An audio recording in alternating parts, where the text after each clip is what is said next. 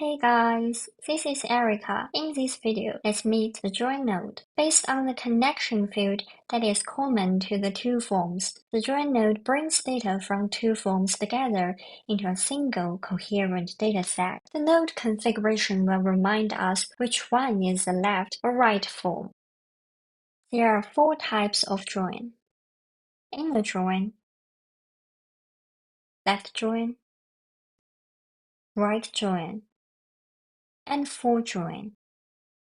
Inner join is the most common type of join. It only combines the related data. When there are matching values in a field common to the two forms, it will combine the data from the two forms. So you are only getting the data that overlaps. The left and right joins combine all the related data, plus all the remaining data from one form. It's like saying, show me everything from one side, and if there is matching data on the other side, bring that in too. The full join combines all the data where feasible. This combines all the data from both forms, regardless of whether there is a match or not.